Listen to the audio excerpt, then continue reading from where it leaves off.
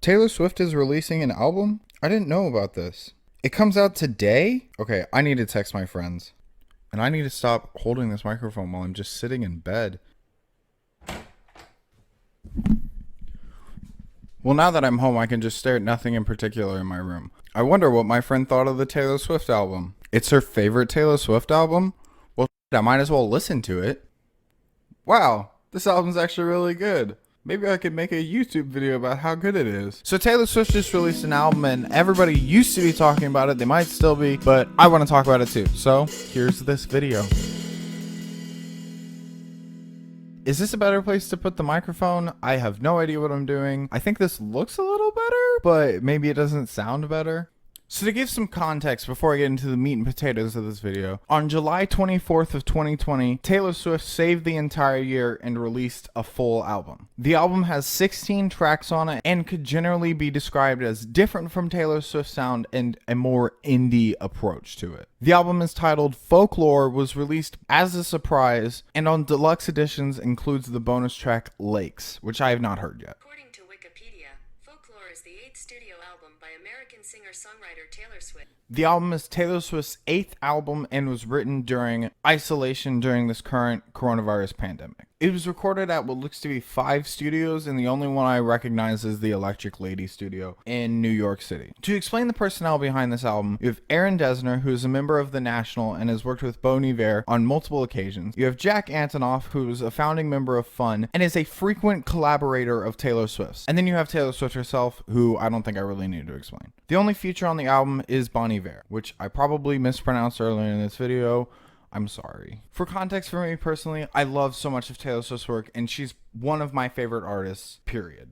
I'm pretty much known to all of my friends as the music guy, but also to that a huge Taylor Swift fan. All of my friends know that I really like Taylor Swift. My personal favorite Taylor Swift albums chronologically are Speak Now and 1989. But what are my thoughts on the new Taylor Swift album? I think it's definitely a step up from Lover, and I think on some days I could probably call it my favorite Taylor Swift album. The one I heard first off this album was Cardigan, which was both the first single and the first song on the actual album. If I'm being honest, the song didn't grab me immediately, and I was kind of more intrigued by the music video, if I'm being honest. That being said, I have actually turned around on the song and actually think it's one of the better cuts off of this album. The first track on the album is called The One, which I thought was a pretty good breakup song about looking back on the relationship and realizing that if things would have worked out, it would have made things better in retrospect. It kind of sets up a theme, I think, on this album where Taylor Swift is moving on from her regrets and mistakes and finding happiness in spite of those things. The Last Great American Dynasty is another pretty good cut off this album in my opinion that is a little bit more exciting, a little bit more energetic than the other songs in the album. The part where she sings, "I had a marvelous time ruining everything," I think that the melody on that line specifically is really good. The next song, Exile, featuring Bon Iver, is another song that I really like. Justin Vernon is using a lower register on this song, which I thought was a little bit weird at first, but it's grown on me since my first listen. I felt like My Tears Ricochet was a little bit slow, but I still feel like it's overall a pretty good song. I just would have kicked the tempo up maybe 2 or 3 beats per minute. The next song, however, Mirrorball, is probably my favorite song off the album. The song has instrumentation that could be described as dreamy and subtle, with only the snare sticking out at a couple of points. When I was listening to it more in depth, trying to understand the production a little better, I couldn't really pick out too many of the instruments. But I think this works to the song's favor actually, and giving the song a more dreamlike quality and lets Taylor Swift's vocals sit on top with only the snare giving her a little bit of background to move with. I'm going to largely skip over 7 in August, which I thought were pretty good, but not really substantial enough for me to cover. The next song I want to talk about is instead This Is Me Trying, which I think has one of the strongest chorus lines on the album. Also, I have also been having a hard time adjusting, so this song, same. This song is about Taylor Swift having recognized that she's made mistakes in the past and trying at least to reconcile. The strings on the song are absolutely gorgeous and uplift the song. And speaking of strings, the next song I want to talk about is Invisible String, which is weirdly enough probably about string theory, I guess, which is not a concept I expected Taylor Swift to cover, but it's a really good song nonetheless, so I'm not going to complain. The opening instrument, which sounds like a banjo or something. Sounds really good, and I love the arpeggios that it's playing. If I could turn back time. I would go back and tell myself that I forgot to talk about illicit affairs. I thought it was really good. It was pretty good. I felt like the instrumentation could have been a little bit more subdued, but the octave jumps in the vocals were pretty cool. Taylor Swift's vocals getting progressively angrier throughout the course of the song was just, it's a very, very, very good song. Definitely maybe Oasis, but it's one of the best songs in the album.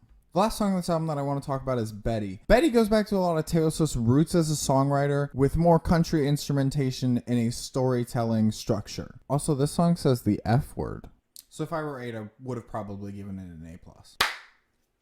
So in summary, I thought the album was really good. I don't think that there's a single bad track on this album. And I think that my one criticism of the album is that it's a bit long to be listened to in just one sitting. So I think it's a good album with a lot of great songs that I probably won't be returning to as a full album listening experience. It's not incredibly long, but it is very one note at times, which can make it come across as more of a playlist than an album sometimes, which leads us into the larger context discussion of this album. Disclaimer, I'm not a musicologist, so I can't really accurately predict anything that's going to happen as a result of this album, but I can make some generally educated guesses with my knowledge of what I do know about how music culture tends to evolve. This is an album that was produced in 2020 in the year of the coronavirus pandemic. Taylor Swift produced it in isolation with the full knowledge that she will probably not be able to take it to any concert anytime soon. It's an album that I feel like is meant to be listened to alone. The album is very vibey. It's very calm and it's very relaxing to put on. There have already been a couple criticisms levied at this album that it is very Lana Del Rey inspired, and I think Lana Del Rey's music is a good gauge for what we could see music look like in the future if this pandemic does continue. With everybody stuck in isolation, we're not really listening to the same bangers and bops that we used to be. Music has been heading in this direction ever since streaming is popularized. Music has become considerably more of a solo experience, an experience between you and the artist in that moment personally. Whereas music in the past used to be written so that a bunch of people could listen to it all at the same time. It'd be kind of weird if you took Billie Eilish and played her in the 60s. It wouldn't fit the context of the 60s, or the 70s, or the 80s, or even the 90s. This isn't to say that music that is meant to be listened to by one person hasn't existed before, but it has become extremely more popular due to the rise of streaming and personal music listening. When I make these speculations, by the way, I'm not criticizing any of the things that music is doing. I think it's a bit unfair to each individual album to criticize it only as part of a trend. So the only thing that we can see in the future is whether or not the music is good. And if Taylor Swift's new album Folklore is any indication, I think music is headed in a great direction. I'm giving this album an 8+ out of 10. Thank you for watching.